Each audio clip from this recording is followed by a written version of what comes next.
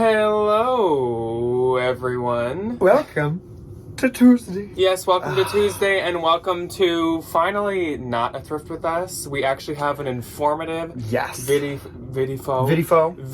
for you guys for the first time in like 2 or 3 weeks. I must feel like I think since it's been a minute. I think all of November. I don't know if we've done any like informative ones yet. We've done like a bunch of thrift with us, and then last week we did a double like bins situation. That haul. Bins that was hauls. really fun. Yeah.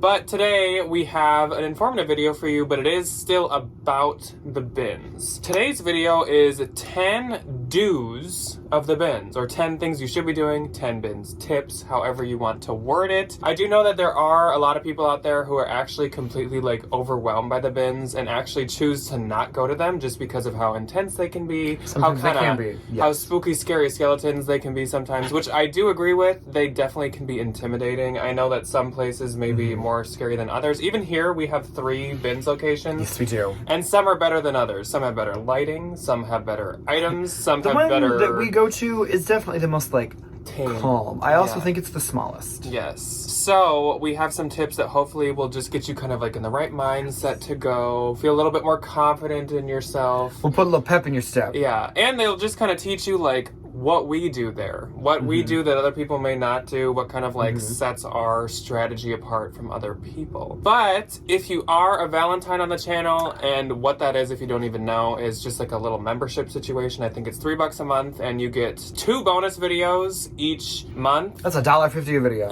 Informative ones, and then you can also use some fun emojis that I drew by hand myself, and you also get a little mic emoji that like grows up the longer you're a Valentine. I'm starting to see some of the teenager mics, and they are so cute. Yeah, look in the comments for people with the little mic emojis. I love them. Oh, they're adorable. You guys, the Valentines, get bins don'ts tomorrow. So we have 8 don'ts. So it's really a do's and don'ts situation. So tomorrow we'll be sharing 8 things that you probably should not do at the bins, you should refrain from, or once again, just like more tips to make you feel more comfortable and more like ready for your bins adventure. We'll teach you the ropes. Before we get into it, I do want to like clarify that like the bins are not as scary as they may seem.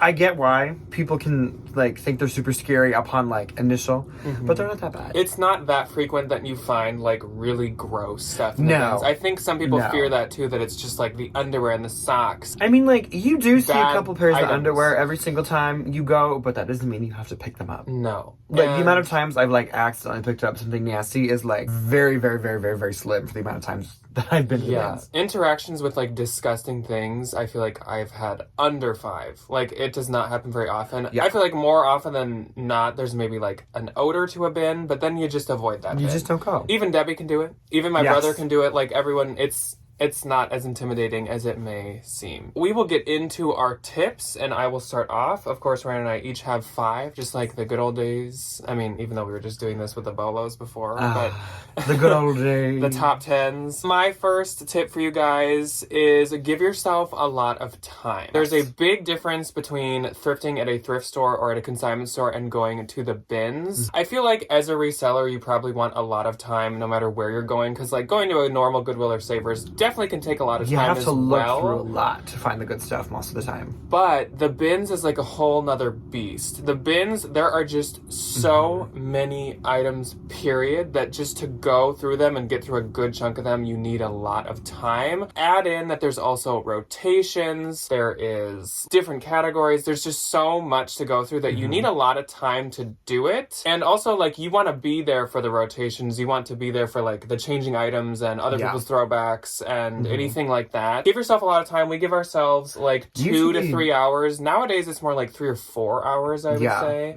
If it's really good, we've been there for like 4 or 5, but like that's kind of a rarity. Some people even do a lot more than us. We have some friends at the bins. We know people that are there open to close. Yes. 9 to 6. Definitely give yourself a lot of time. You will need it, and it will be tiring, I will say. Your feet are gonna hurt. It's best to bring a beverage, maybe a snack, like some kind of fuel. My first one is have a Google pile. So what a Google pile is, it's like if you may recognize a brand from something on Instagram. That's usually what I have. Like if a material looks really nice, if an interior tag looks super nice. It's kind of like for the items that you want to come back to that like aren't for sure yet. I use mine all the time. I think Jax is a little bit more organized, whereas I kind of just like stuff everything into my cart. And as I go through it, I figure out what I need to Google. But Googling is absolutely free. So, you know, you may have a couple of misses and this brand is on Amazon, or you may have found some crazy, super rare, like hard to find luxury brand. Google pile. Easy peasy. So what we do is we use like the main part of your cart as the stuff you're for sure getting. And then we use that section where the kid can sit, like the little basket part of the cart. And we just throw things in there that we're like, that looks kind of familiar. I feel like I've maybe heard of that. Or it says made in Italy, but I've never heard of the brand. Or like, this feels like cashmere. It's probably good or something. Yeah, the stuff that you just want to like revisit but don't have the time to, like in the heat of the moment. Yeah, and then what we do is we kind of just like, when there's a switch out happening or we just have like a break, then you'll just go through your Google pile and like Google everything, throw the stuff back you don't want. Takes a couple of minutes, easy peasy. Next up, number 3 is look in bins that other people have gone through. And I would say that this is probably the tip that you guys have heard from me most of all. It has paid off quite well. This is my absolute number 1 tip for finding good stuff at the bins. Look in all the bins that people have went through, even if many people have went through them, and look all the way to the very bottom. The amount of things that I have found in bins that people have went through, a lot of times smashed or inside out or crumpled up in the bottom corner of a bin. The Chanel earrings I found were at the bottom of a bin that someone had went through. At the bottom of a bin. I found a Gucci blouse that was in the bottom of a bin that people had went through. I feel like most of the really good stuff we've found has been from bins people have went through, where it's like crammed in the bottom. Like a couple weeks ago when I found $4,000 in designer stuff, it was literally shoved in a little pile in the front corner of the bin. Nobody even bothered to touch it. And when you found that like baby Gucci like 2020 onesie, oh yeah, that was in the bottom of a bin under a bed sheet. I would say, not over exaggerating, probably 90% of the good stuff that you see us find is from one that people have already went through. Yes. Not everyone knows every good brand, and not everyone is looking for the same thing as you. Or I think like some of the times, especially if it's designer, I think people are so weary of picking anything up because they're always worried it's going to be fake. Because like, why would anybody in their right mind donate a Gucci dress for a kid or donate a Celine dress? I think that tends to off-put people, but like, we be knowing, you know. Number 4 is one of my personal favorite things in the whole wide world to do. It's make friends and socialize. So this isn't like use and like network people and try to get them to hand you all the good stuff. It's like make friends with everybody so they know what you do. For example, I'm really good friends with the vintage people at our bins. Like, they're super nice people. We just like chit chat all the time. And if I find something I think they would like, I give it to them. And if they find something they think I would like,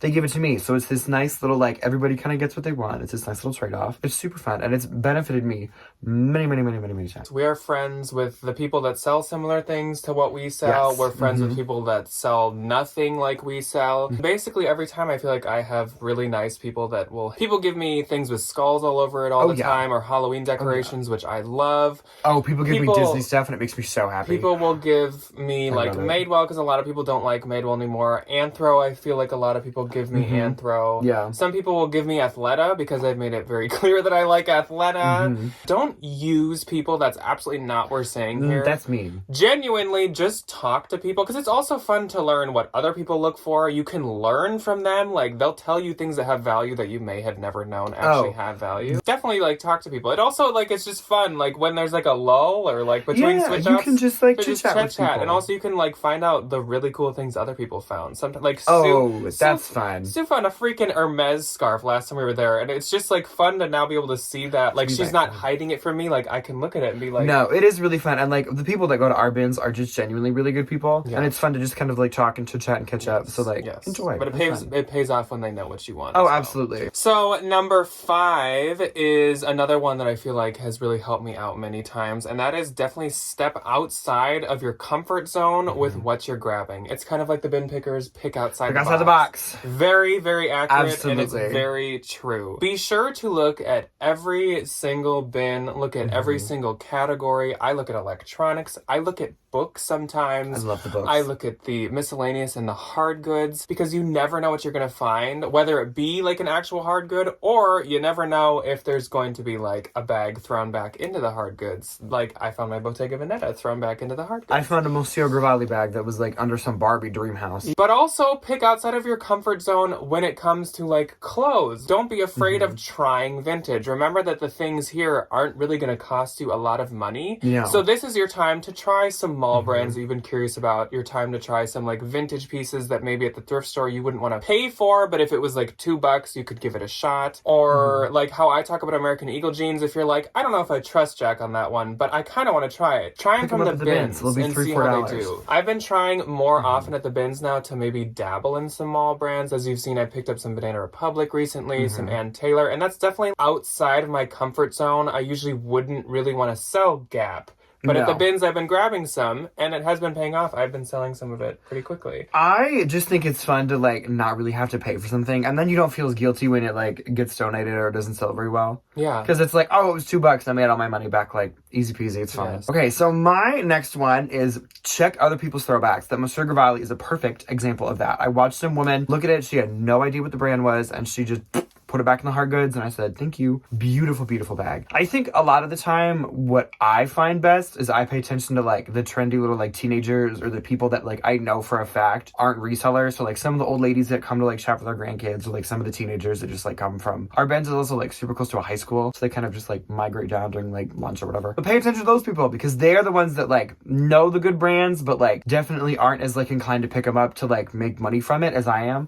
So that's why I found some really amazing stuff. And then also some people might be a little bit more picky with like condition and stuff. Like a lot of the Athletas I find that I say have that weird like slightly washed feel to them or whatever. Some will be from Throwbacks because people will be like, oh, Athleta, let me grab it. But then they don't want to deal with it with like the slight washed feel. Whereas like I would. Or some people are just more picky, period. Like I've had people throw back like really cute joie pants before. Random things that I guess they changed their mind on, but you definitely might want. Well, and sometimes people just don't know what brands are. Like people could just think something is cute, not really know what they have, and throw it back, which is like definitely the perfect example for me. Yeah. And I can just... Yeah. Which is so nice. So next up, I have know your pricing brackets. And I think that this is another one that's like really important. So our bins will change their prices at least like once a year. I feel they tend to fluctuate, yeah. Every once in a while they'll do it more frequently than that, but it's usually like once a year they'll go up by like 10 or 20 cents a pound. It's not that much. But also, along with them going up, they have different tiers of pricing. So if you get 10 pounds or less, it's like $2.60 a pound.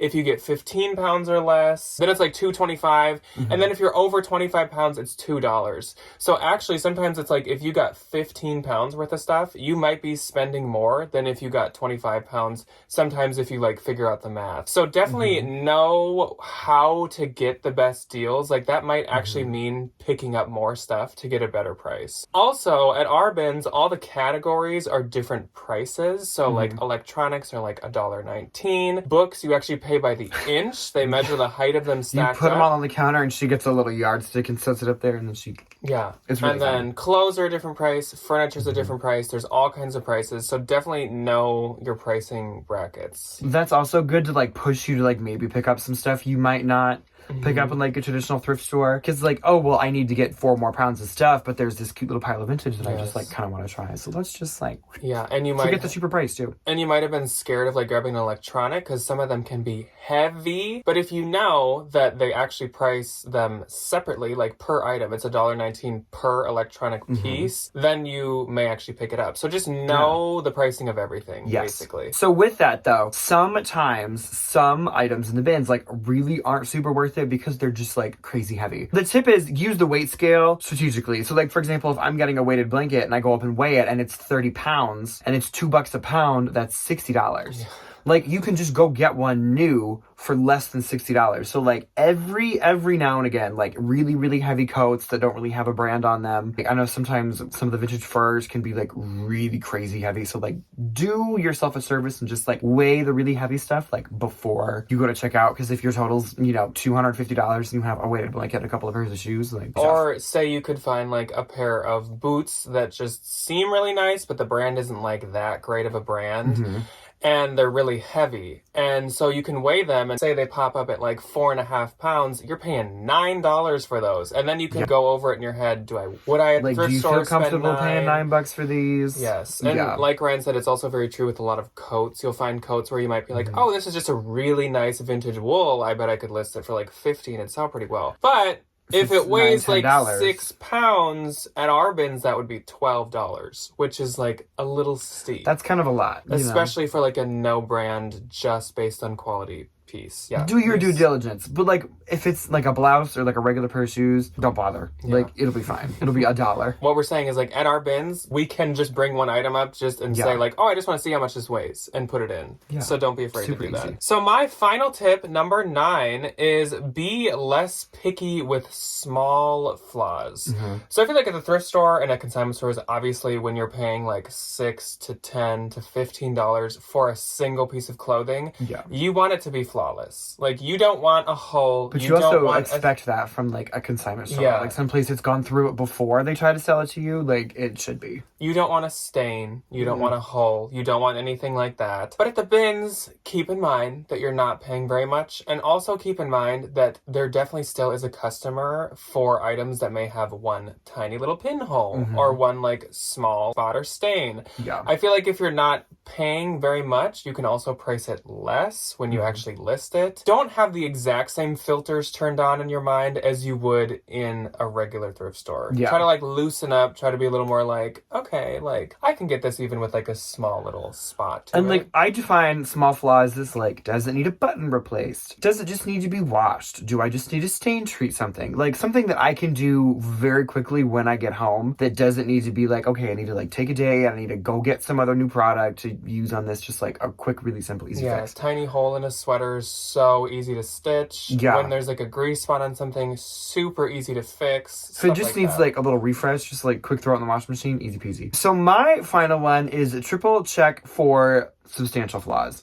Our bins are very well lit, thankfully, but every now and again, you still miss stuff. So I have this little method that I did when I was at Plato's Closet. You lay it out in front of you, fold the sleeves in, fold the back up, flip it over, and usually, like, that is a very good way to, like, catch all these, like, little nitpicky flaws. A lot of the time, it's, like, holes on the front that I miss, or, like, armpit stains that are just, like, really not ever gonna come out, or, like, sweaters that have stains, or some kind of, like, knit flaw. Shoes, especially, like, dry rot for shoes, like, make sure to bend them all so you, like, know that when you get home, they're not going to fall apart. That kind of stuff before you take it home, because you don't want to buy it, especially if it's, like, a little heavier. You paid, you know, $5 to $10 for something, and then you have to redonate it because it's busted. This is something that I think even we need to get better at. I feel like this is one where it's like you try to work on it all the time, but it can be really hard, especially when you get a lot of items to check everything for flaws. But it happens to us all the time that we'll be taking pictures, and I'm like, oh my gosh, it's literally stained all the way down the front. Or I'm like, look at all these micro pinholes, like, all over it that I didn't notice. Or we'll be filming a haul, and I'll be like, and this is next, and it's just disgusting.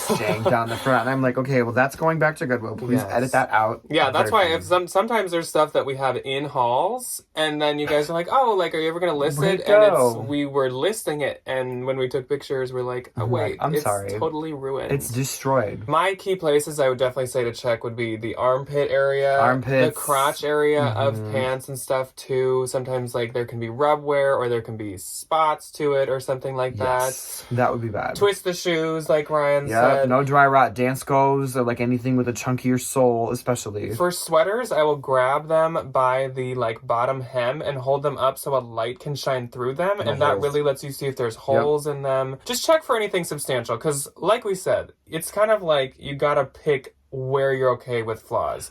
Don't be too picky because it's the bins. Like, a small hole is okay, a small spot is okay. But if it's, like, totally bad pit stains and stuff, that might be where you decide, like, you know what? It's not really going to be worth it. This fabric's hard to wash. I don't really want to deal with it. Like, just don't. Or, like, it's way overly pilly, and I don't want to sit there sweater shaving it for, like, an hour and a half. I had a nickel for every single Madewell sweater I found that was just, like, pilled out of its mind. I would not ever need to go to the bins ever again. I know. Okay, so those are our 10 bins tips for you guys. I'm sure there are, like, a number of other tips that we could come up with, or that you guys can probably come up with. If you have any, put them in the comments. So if you have any tips, definitely leave them in the comments. We would love to hear them, and I'm sure people watching who are intimidated would love some more tips as well. All in all, like we said, don't be too scared of the bins. There's definitely certain things to be scared of at the bins, but it's nothing too bad. You're not going to die, you know? No. Hopefully you're not going to cut yourself on anything. You're not going to get eaten. Take a deep breath, bring a Jack Coke. There's a lot of stuff to look through,